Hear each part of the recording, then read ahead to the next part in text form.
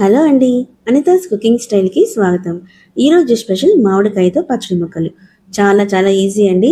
మగవారు ఇంటికి దూరంగా ఉండేవారు ఎవరైనా ఇలా ఈజీగా పచ్చడి ముక్కలు పెట్టుకోవచ్చు. ఇంట్లో ఉన్న చాలా తక్కువ ఇంగ్రీడియంట్స్తో ఇలా చేసుకోవచ్చు.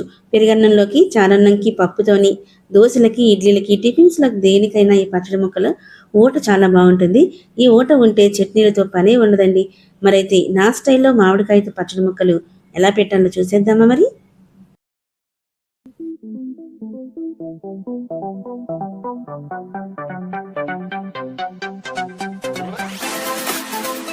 వీడియోలోకి వెళ్ళే ముందు ఎవరైతే సబ్స్క్రైబ్ చేసుకోలేదో సబ్స్క్రైబ్ చేసుకోండి. ఈ వీడియోకి ఒక లైక్ చేయండి. బెల్ ఐకాన్ ఆన్లో పెట్టుకోండి. నేను పెట్టే ప్రతి వీడియో మీకు నోటిఫికేషన్ వస్తుంది. మరిన్ని వీడియోస్ కోసం మన ఛానల్ ఫాలో అవ్వండి. ఇక మనం వీడియోలోకి వెళ్ళిపోదాం. ఇదిగోండి, ముందుగా నేను మామిడికాయల్ని కడిగి గుడ్డతో తుడిచి పెట్టుకున్నాను. బంగినపల్లి మామిడికాయలు తీసుకున్నానండి. నాకు ఇవి అవైలబుల్గా ఉన్నాయి. లేదు అంటే కలెక్టర్ కాయలు కూడా మనం పెట్టుకోవచ్చు, చాలా బాగుంటాయి. వీటిని కట్ చేసుకోవాలి. మగవారు కూడా చాలా ఈజీగా పెట్టుకోవచ్చండి. ఇంట్లో ఒక్కొక్కసారి 1-2 కాయలు ఉంటాయి, తినాలనిపిస్తుంది కదా, అలాంటప్పుడు ఇలా చేసుకోవచ్చు. చాలా సింపుల్గా చేసుకోవచ్చు. ఇంటికి దూరంగా ఉంటారు కదండి చాలామంది స్టూడెంట్స్, ఉద్యోగం పరంగా, చదువు పరంగా బయట ఉంటారు. అలాంటి వాళ్ళకి మనకి ఇలా హోమ్ ఫుడ్ ఆవకాయలు ఇలాంటివి దొరకకపోవచ్చు. అలాంటి వాళ్ళు ఏంటంటే గబుక్కన మనము ఇలా కలిపేసుకోవచ్చు. ఇంట్లోనే ఉన్న ఐటమ్స్తో కలిపేసుకోవచ్చు, చాలా ఈజీ. ఇదిగోండి, ఇలా ముక్కలు కట్ చేసుకోవాలి. ఇవి కట్ చేసుకొని ఒక బౌల్లోకి తీసుకుందాము. ఈ సైజు ముక్కలు అయితే సరిపోతుందండి. ఇప్పుడు ఇందులో 400 గ్రామ్స్ బెల్లం వేసుకుంటున్నాను. అలాగే తగినంత ఉప్పు వేసుకుందాము. దీనికి లెక్కేం అక్కర్లేదండి, మనం టేస్ట్ చూసి కూడా అన్నీ వేసుకోవచ్చు. ఇంచుమించు ఇది 30 గ్రాముల సాల్ట్ అయితే ఉంటుంది. అలాగే కారం కూడా వేసుకుంటున్నాను. పొడి కారం వేసుకోవాలి, మసాలా కారం వేయకూడదు దీనికి. అలాగే ఆయిల్, నువ్వుల నూనె వేయటం లేదండి, నేను వేరుశనగ ఆయిల్ కూడా వేయటం లేదు, కేవలం రిఫైండ్ ఆయిల్తో కలిపేస్తున్నాను. ఇది ఉన్నా సరిపోతుంది మనకి. రిఫైండ్ ఆయిల్తో చెప్తున్నాను కదా, ఇంట్లో ఉన్న ఐటమ్స్తో ఈజీగా చేసుకోవచ్చు. అలాగే ఆవపొడి వేసుకుంటున్నాను, ఇంట్లోనే మిక్సీ చేసుకున్నాను. అదొక 2 స్పూన్స్ వేసుకున్నాను. నేను చూస్తున్నారు కదండి, ఇంట్లో ఉన్న ఇంగ్రీడియంట్స్తోనే ఈజీగా చేసేసాను. ఇప్పుడు దీన్ని బాగా కలిపేసుకుందాము. ముందు రోజు నేను సాయంత్రం పెట్టానండి, మరుసటి రోజు వరకు అలా ఉంచేసాను మూత పెట్టేసి. ఇప్పుడు ఈ కప్పుతో కప్పున్నర ఆయిల్ అయితే పట్టిందండి.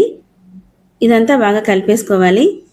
చాలా ఈజీగా పెట్టుకోవచ్చు. ఇంట్లో మీకు 1-2 కాయలు ఉంటే తినాలనిపించినప్పుడు, ఫ్యామిలీ దగ్గర లేనప్పుడు ఇలా ఈజీగా మీరే కలిపేసుకోవచ్చు. ఇది నేను మా అమ్మగారి దగ్గర నేర్చుకున్నానండి. మా అమ్మగారు కేవలం ఉప్పు, కారము, ఆవపిండి, ఆయిల్ వేసి కలిపేసి ఉంచేవారు. చక్కగా పెరుగన్నాలకి అన్నిటికీ నంచుకొని తినేవాళ్ళం. చాలా మంచి గుడ్ ఎక్స్పీరియన్స్ అది. చూసారా ఎంత కలర్ఫుల్గా ఉందో. ఇందులో వెల్లుల్లిపాయలు కూడా వేసుకోవచ్చండి. నా దగ్గర అవైలబుల్గా లేదు కాబట్టి ప్రస్తుతానికైతే వేయటం లేదు, తర్వాత వేస్తానండి. చూసారా ఎంత కలర్ఫుల్గా ఉందో, అంతే టేస్టీగా కూడా ఉంటుంది. ఇదిగోండి, మరుసటి రోజు ఉదయానికైతే ఇలా ఊట ఊరి ఎంతో చక్కగా వచ్చింది. ఇప్పుడు దీన్ని ఒక డబ్బాలోనికి వేసుకుంటున్నాను. మీ దగ్గర జాడీ ఉంటే జాడీలో వేసుకోండి.